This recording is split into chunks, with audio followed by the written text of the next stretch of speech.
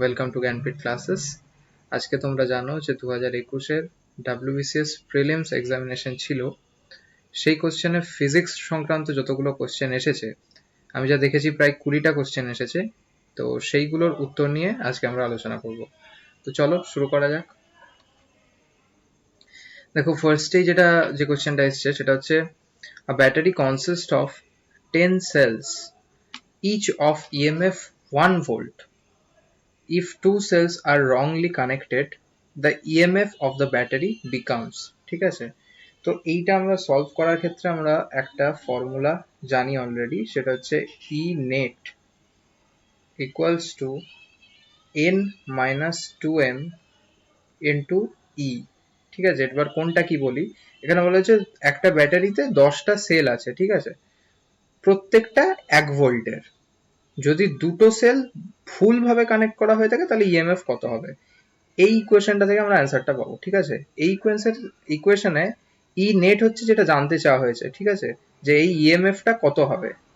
N হচ্ছে total যতগুলো sell আছে, এই কোশ্চেনে এন ইকুয়ালস টু 10 দেওয়া আছে।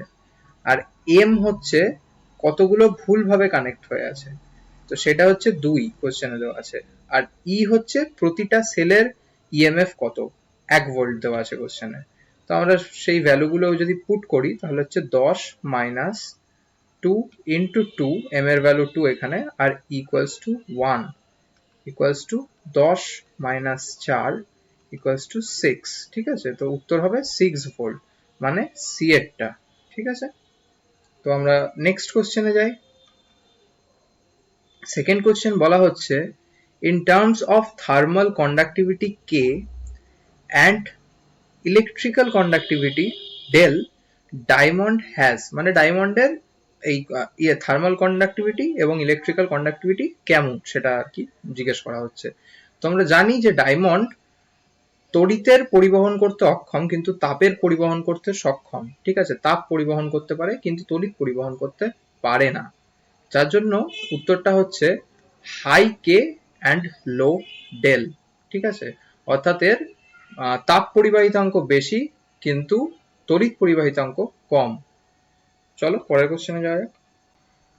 এর পরের যে কোশ্চেনটা বলা হয়েছে a heavy body and a light body have equal kinetic energy, then বলছে দুটো বডি আছে, একটা ভারী আর একটা হালকা, যে দুটোরই কাইনেটিক এনার্জি সমান, ঠিক আছে।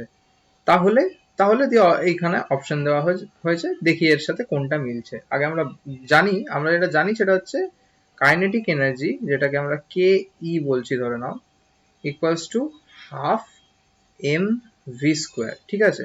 এখানে এম হচ্ছে ভর, ভি হচ্ছে সেই বস্তুটার গতিবেগ, ঠিক আছে।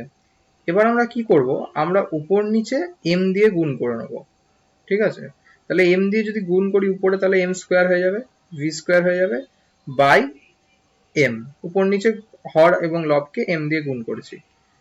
তাহলে আমরা কি লিখতে পারি, দেখো, হাফ এম ভি তার হোল স্কোয়ার, কারণ প্রতিটারই স্কোয়ার আছে, বাই এম ইকুয়ালস টু, আবার আমরা লিখতে পারি, দেখো, এম ভি ইকুয়ালস টু আমরা কত জানি, M into V equals to আমরা জানি মোমেন্টাম বা পি, তাই তো। তাহলে আমরা এই এম ভি এর জায়গাতে পি পুট করতে পারি, তাহলে পি স্কোয়ার বাই এম, এইটা আমরা পাচ্ছি, তাই তো। এখান থেকে দেখো এবার আমরা কি লিখতে পারি, ইমপ্লাইজ দ্যাট যদি আমরা P square P equals two বের করতে চাই, এমটাকে এদিকে নিয়ে যাব, মানে এই লাইনে কি actually K E equals to half P square by M এরকম আছে। তাহলে পরের লাইনে আমরা পি ইকুয়ালস টু বের করতে চাইছি, পি ইকুয়ালস টু দেখো আমরা কি লিখতে পারি, টুটাকে ওদিকে নিয়ে গেলাম, টু ইন্টু এম ওদিকে নিয়ে গেলাম ইন্টু কে ই, তাই তো। তাহলে দেখো আমরা বুঝতে পারছি মোমেন্টাম যেটা সেটা রুট এম এর সাথে সমানুপাতিক, অর্থাৎ পি ভ্যারি করছে, ভ্যারিজ অ্যাজ রুট এম। এইখান থেকে আমরা বলতে পারি যে যে বস্তুটার ভর বেশি তার মোমেন্টাম বেশি হবে, অর্থাৎ উত্তর হচ্ছে a, heavy body has greater momentum, ঠিক আছে। এটা মানে এমনি আন্দাজ থেকেই পারা যায়, তবুও যদি আমরা ম্যাথামেটিক্যালি আমরা এটা দেখতে চাই তাহলে এইভাবে আর কি বিষয়টা দেখানো যায়। বলছে pure silicon at 0 kelvin is, 0 কেলভিনে কিন্তু সিলিকন ইনসুলেটরের মতো আচরণ করে, ঠিক আছে, এটা ফ্যাক্ট। তো উত্তর হবে সি। পরের কোশ্চেনে যাওয়া যাক। বলা হচ্ছে the solar cooker works on the same principle as, এর উত্তর হচ্ছে গ্রিন হাউস। ঠিক আছে, সি একটা উত্তর। গ্রিন হাউস যেরকম ভাবে কাজ করে, গ্রিন হাউসের যা কার্যপদ্ধতি, সোলার কুকারের কার্যপদ্ধতিও সেম। পরের কোশ্চেনে যাওয়া যাক। এখানে একটা কোশ্চেন আছে, খুব ভালো কোশ্চেন, এই টাইপেরই কোশ্চেন দেখবে বরফ দিয়ে এসেছিল একবার। যাই হোক, কোশ্চেনটা হচ্ছে the a boat floating in a tank is carrying some passengers. If the passengers drink water from the tank, how will it affect the water level of the tank? মানে একটা নৌকা আছে, একটা ট্যাঙ্কের ভিতর ধরে নাও একটা নৌকা আছে, তার ভিতর কিছু প্যাসেঞ্জার্স আছে, তারা যদি সেইখান থেকে এই ট্যাঙ্কের যে জল আছে সেটা যদি খেয়ে নেয় কিছুটা, তাহলে এই জলের লেভেলটার কি পরিবর্তন ঘটবে। ঠিক আছে, তো উত্তর হচ্ছে দেখো কোনো পরিবর্তনই ঘটবে না। তার কারণ কি, এখানে জলটা ছিল, সে খেয়ে নিল, তাহলে তার ওয়েট কিছুটা বেড়ে গেল, অর্থাৎ যতটা খেলো এই নৌকাটা এক্সট্রা ততটা পরিমাণই জল ডিসপ্লেসড করবে, যার জন্য নেট যে জলের লেভেল সেটা কিন্তু সেমই থাকবে। ঠিক আছে, তাহলে উত্তর হবে D, it will remain same. পরের কোশ্চেনে যাওয়া যাক। পরের কোশ্চেনে বলা হচ্ছে if the length of the filament of a heater is reduced by 10%, the power of the heater will, অর্থাৎ কোন একটা হিটারের যে তার সেটা 10% তার দৈর্ঘ্য কমিয়ে দেওয়া হলো, তাহলে তার পাওয়ারের কি পরিবর্তন ঘটবে। ঠিক আছে, এটা একটু ম্যাথামেটিক্যালি ব্যাপারটা বের করতে হবে আর কি। আমরা জানি যে power P equals to V square by আর।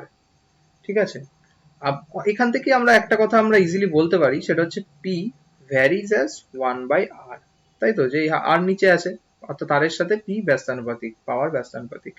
আবার আমরা আরেকটা জিনিস জানি, R equals to rho L by A, এরকম হয়। তার মানে আমরা এটাও বলতে পারি যে আর ভ্যারিজ অ্যাজ এল।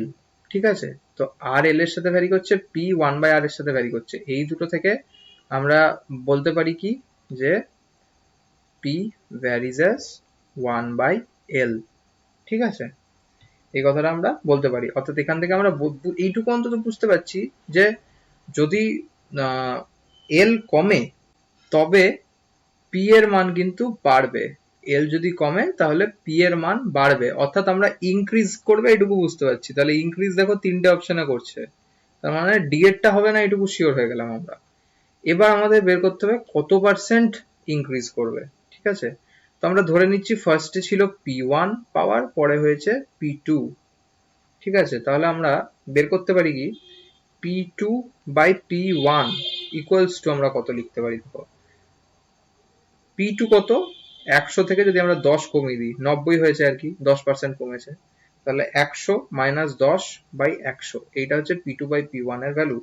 এটা আমরা কত পাবো, 0.9। ঠিক আছে, এখান থেকে আমরা কি বলতে পারি, যে P1 equals to P2 by 0.9, তাই তো। এবার আমরা যদি এই জিনিসটাকে পার্সেন্টেজে কনভার্ট করতে চাই, তাহলে আমরা 100 দিয়ে গুণ করব, তাই তো। তাহলে কত হচ্ছে দেখো, মানে আমরা বের করতে চাইছি যে কত পার্সেন্ট বাড়লো। ঠিক আছে, কত পার্সেন্ট পাওয়ারটা বাড়লো, না P1 minus P2 by P2 into 100। ঠিক আছে, এবার দেখো অ্যাকচুয়ালি এটা পুরোটাই ক্যালকুলেশন, এখানে মানে ফিজিক্স খুব কম, শুরুতে ফিজিক্স ছিল আর কি। যাই হোক, তো এবার আমরা P1 এর ভ্যালুটা বসিয়ে দিচ্ছি, যেটা আমরা পেয়েছি P2 বাই 0.9। তাহলে আমরা কি লিখতে পারি, P2 by 0.9 minus P2 by P2 into 100। ঠিক আছে, এখান থেকে আমরা কি পেতে পারি, যদি ক্যালকুলেশন করা হয়, ক্যালকুলেশন করে আমরা এটা পাবো, সেটা হচ্ছে 1/9 ইন্টু 100, P2 গুলো সব কেটে যাবে, তো 1/9 ইন্টু 100 আমরা পাবো। 1/9 ইন্টু 100 ইকুয়ালস টু আমরা পাই 11.11%।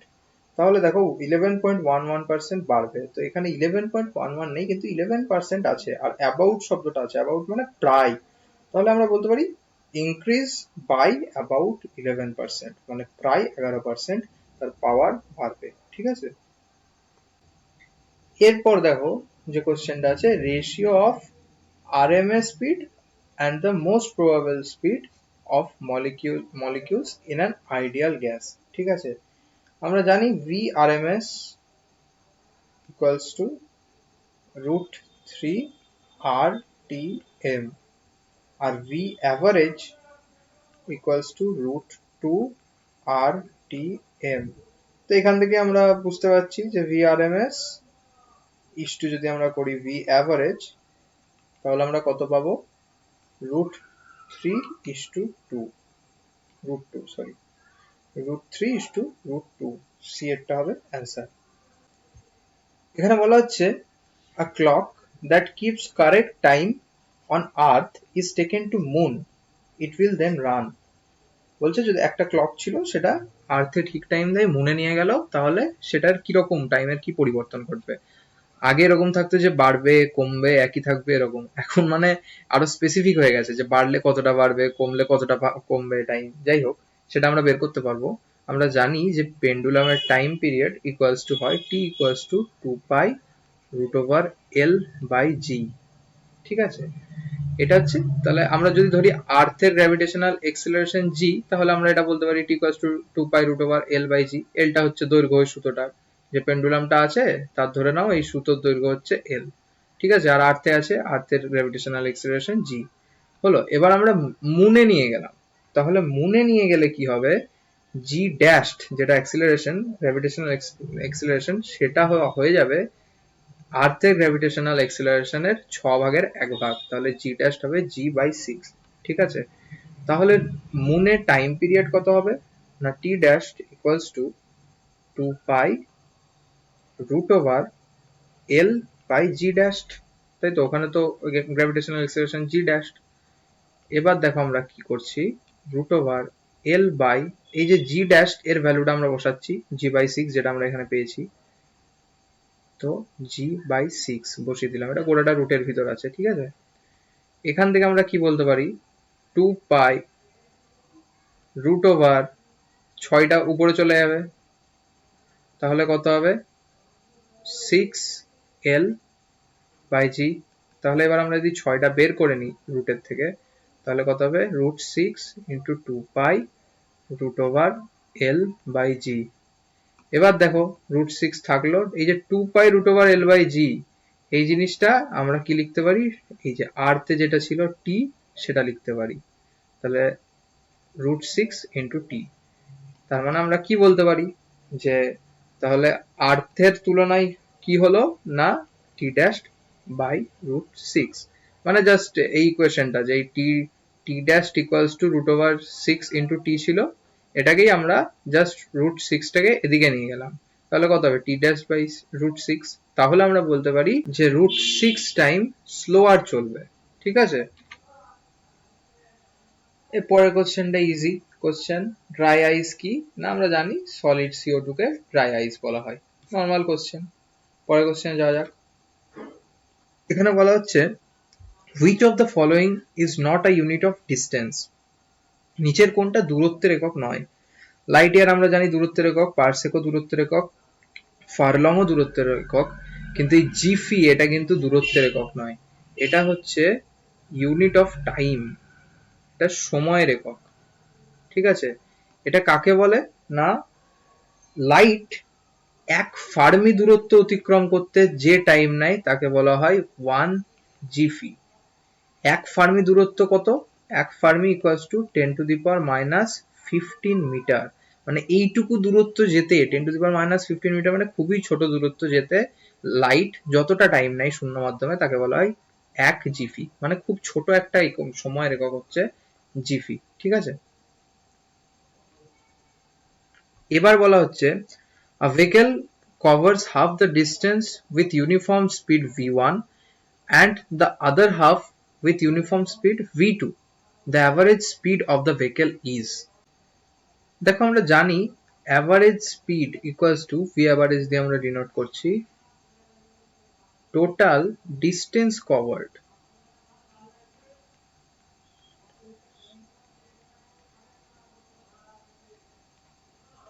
by total time taken।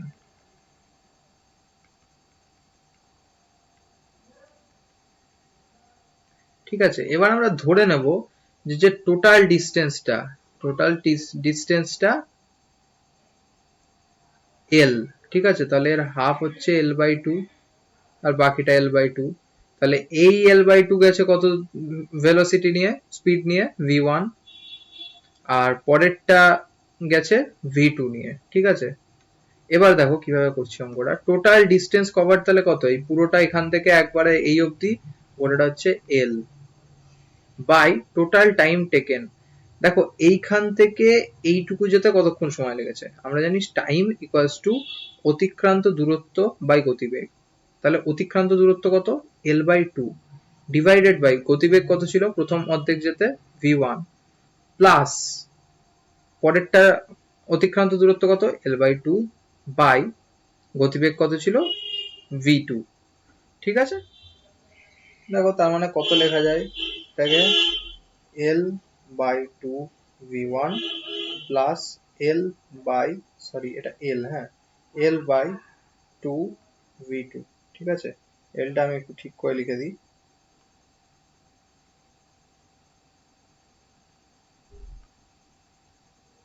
এল, ঠিক আছে।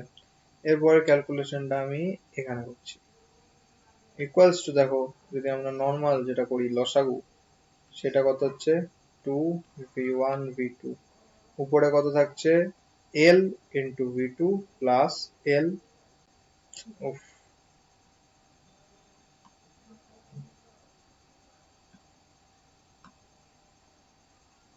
এল ইন্টু ভি ওয়ান, ঠিক আছে। তাহলে এবার আমরা এটাকে উপরে নিয়ে যেতে পারি, তাহলে কত হবে two into V one V two divided by L common নিয়ে নিলাম V one plus V two. তাহলে এবার দেখো এখানে একটা এল ছিল, সরি, তাহলে এই উপরের এল আর নিচের এল কেটে গেল, তাহলে আমরা কত পেলাম two V one V two divided by V one plus V two. তাহলে অপশন কত ঠিক হচ্ছে, ডি, ডি এরটা কারেক্ট অ্যান্সার, ঠিক আছে। পরের কোশ্চেনে যাওয়া যাক।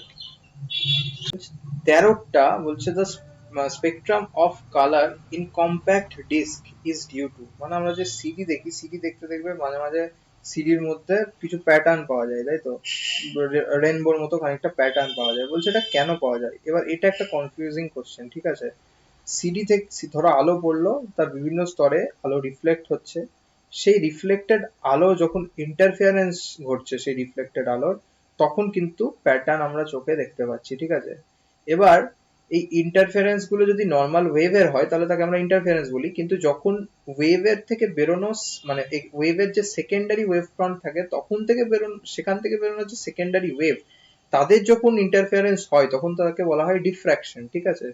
তো এর উত্তর ডিফ্র্যাকশনই আমি আপাতত বলে রাখছি, তবে তোমরা নজর রাখো যে কি অ্যান্সার দেওয়া হচ্ছে। এর উত্তর যদি রিফ্লেকশনও দেয় তাহলে ওরা ইচ্ছা করলে রিফ্লেকশনও দিতে পারে, কিন্তু diffraction is more correct answer, ঠিক আছে। পরের কোশ্চেনে আমরা যাই। পরের কোশ্চেনে দেখো বলা হচ্ছে the power of a lens is 2.0 dioptre, the focal length of the lens and its nature are. প্রথমেই দেখে নেবে এখানে প্লাস আছে, তাই তো, কিছু দেওয়া নেই মানে প্লাস ধরে নিতে পারি, কোশ্চেনে বোধহয় প্লাস ছিল। প্লাস মানেই আমরা জানি যে এটা একটা উত্তল লেন্স হবে, ঠিক আছে। উত্তল লেন্সকে আমরা বলে থাকি কনভেক্স লেন্স, তাই তো। তাহলে কনভেক্স লেন্স দুটো অপশনে আমরা দেখতে পাচ্ছি আছে। এবার তার ফোকাল লেন্থ কত, 50 সেমি না 100 সেমি, সেটা আমাদের বের করতে হবে। আমরা জানি এফ ইকুয়ালস টু 1/p, ঠিক আছে, অর্থাৎ যে ফোকাস দৈর্ঘ্য সেটা ইকুয়ালস টু 1 বাই তার পাওয়ার পি। তাহলে এটা ইকুয়ালস টু কত লেখা যেতে পারে, পি আমরা 2 পেয়েছি, তাহলে 1/2 ইকুয়ালস টু 0.5, এটা মিটারে বেরোয়, ঠিক আছে, মিটারে। এটাকে যদি আমরা সেমিতে কনভার্ট করি তাহলে আমরা কত পাচ্ছি, 50 সেন্টিমিটার। তাহলে উত্তর হচ্ছে 50 সেন্টিমিটার কনভেক্স লেন্স, বি, ঠিক আছে। পরের কোশ্চেনে যাওয়া যাক। পরের কোশ্চেনে বলা হচ্ছে স্প্রিং, যার spring constant k is cut into two equal halves, the spring constant of each half is now, মানে একটা স্প্রিং আছে ধরে নাও, যেটার স্প্রিং কনস্ট্যান্ট কে ছিল, সেটাকে দুটো ইকুয়াল হাফে কেটে দেওয়া হলো, ঠিক আছে, এটা একটা, এটা একটা। তাহলে ধরে নিচ্ছি যে এটার যে ফ্রিংস কনস্ট্যান্ট হলো সেটা হলো কে ওয়ান, এটার হলো কে টু, ঠিক আছে। আগে দৈর্ঘ্য ছিল এল, তাহলে এখন দৈর্ঘ্য এটার এল বাই টু, এটারও এল বাই টু, ঠিক আছে। এবার এটা সাধারণত বইয়ে এক্স দিয়ে বলা থাকে, মানে এক্স হিসেবে ধরা হয়, আমি এল ধরছি, কোনো রকম পার্থক্য নেই, একই বিষয়। এবার আমরা জানি যে স্প্রিং এর ক্ষেত্রে যে স্প্রিং ফোর্স হয় সেটা ইকুয়ালস টু হয়, ধরে নাও স্প্রিং ফোর্স ইকুয়ালস টু কে এল, এখানে আমি এল ধরেছি বলে এল লিখলাম, এক্সও লেখা থাকে, ঠিক আছে, কে এল এর সাথে সমান। তাহলে দেখো এইটা আমাদের মাথায় রাখতে হবে যে স্প্রিং এর প্রতিটা অংশে কিন্তু এই ফোর্সের মানটা ইকুয়াল, ঠিক আছে। তাহলে ভাঙার পর মানে কেটে দেওয়ার পর স্প্রিং ফোর্স কত হয়েছে, k one into l by two, এটার কত হয়েছে, k two into l by two, ঠিক আছে, দুটোর এরকম এরকম হয়েছে।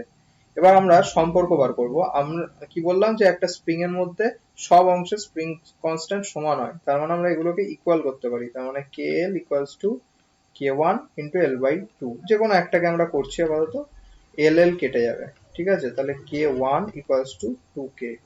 সেরকম ভাবে একই ভাবে দেখানো যায় যে কে টু ইকুয়ালস টু টু কে, অর্থাৎ এটা কিন্তু হবে টু কে, অর্থাৎ সি এর অপশনটা ঠিক হবে, ঠিক আছে। পরের কোশ্চেনে যাওয়া যাক। The velocity ratio of a of the hour hand and the minute hand of a clock. দেখো এটা নর্মালি ভেবেই করা যায়, এটা ম্যাথামেটিক্যালিও করা যায়, কিন্তু আমি নর্মালি ভেবেই করতে বলবো। একটা ঘড়ির কাঁটা মানে এক পাক ঘুরতে কত সময় লাগছে, 12 ঘন্টা সময় লাগছে তার। আর একটা মিনিটের কাঁটা তার এক পাক ঘুরতে কত সময় লাগছে, 1 ঘন্টা, ঠিক আছে। তাহলে এবার বলা হচ্ছে যদি সময় বেশি লাগে, এটার সময় বেশি লাগছে, 12 ঘন্টা সময় লাগছে, তার মানে এর গতিবেগটা নিশ্চয়ই কম। আর এর মাত্র 1 ঘন্টা সময় লাগছে, তার মানে এর গতিবেগটা বেশি। তাহলে আমাদের বলেছে the ratio of our hand and minute hand is, velocity ratio কত হবে, তাহলে আমরা বলতে পারি তার রেশিও হবে 1:12, অর্থাৎ হাওয়ার হ্যান্ডের কম ভেলোসিটি আর মিনিট হ্যান্ডের বেশি ভেলোসিটি, তো এখান থেকে বলা যায় 1:12 অ্যান্সার, এরটা কারেক্ট। এবার যদি আমরা একটু ম্যাথামেটিক্যালিও বলে দিতে পারি, সেটা হচ্ছে একটা মিনিটের কাঁটা 1 ঘন্টায় কত ডিগ্রি ঘুরছে না 360 ডিগ্রি, তাই তো, তাহলে 360 degree by 60 minute equals to আমরা কত পাচ্ছি, 6 ডিগ্রি পার মিনিট। এটা হচ্ছে যে মিনিটের কাঁটা সেটার গতিবেগ। কিন্তু ঘন্টার কাঁটা আমরা জানি যে 1 ঘন্টায়, ধরে নাও একটা বাজছিল, 1 ঘন্টা পর দুটো বাজছে, তার মানে যেটুকু সরছে সেটা ইকুয়াল হয় কত বলতো, 360/12 সঙ্গে সমান, তার মানে 30, ঠিক আছে, 30, অর্থাৎ 1 ঘন্টায় একটা ঘন্টার কাঁটা মাত্র 30 ডিগ্রি সরে, তার মানে ঘন্টার কাঁটার গতিবেগ কত হয়, 30/60 equals to 0.5 degree per minute, ঠিক আছে। তাহলে আমরা যদি এটার বের করতে চাই, রেশিও বের করতে চাই, তাহলে আমরা কত করব, যে কার সাথে কার বলেছে, তাহলে 0.5:6, তার মানে আমরা কত বসাতে পারি বলো, 1/2:6 ইকুয়ালস টু আমরা বলতে পারি 1:12। এটাও এ অ্যান্সারই বলছে, তো ম্যাথামেটিক্যালি আমরা দেখলাম যে অ্যান্সার এ, ঠিক আছে। পরের কোশ্চেনে যাওয়া যাক। The wave produced by a motorboat sailing on water are, এটা একদম শব্দ চ্যাপ্টারে তুমি যদি ভিডিও দেখো জ্ঞানপীঠের, ডাইরেক্ট এই একই কথা বলা আছে, ডাইরেক্ট অ্যান্সার এটা, লংজিটিউডিনাল অ্যান্ড ট্রান্সভার্স। বাকিগুলো কি কনসেপ্ট থেকে তোমাকে তাও বের করতে হবে, এটা একদম direct question, easy question. Dilatometer is used for the measurement of, ডিলেটোমিটার কিসের জন্য ইউজ করা হয়, ঠিক আছে, এটার উত্তর হচ্ছে ডাইমেনশনাল চেঞ্জ ইন মেটেরিয়াল, ঠিক আছে, ডাইমেনশনাল চেঞ্জ ইন মেটেরিয়াল, এটা হচ্ছে অ্যান্সার। পরের কোশ্চেনে যাচ্ছি। Hydraulic press is based on, এটাও ডাইরেক্ট কোশ্চেন, এটা সব জায়গাতে প্রথম কোশ্চেন এটাই পাবে তুমি।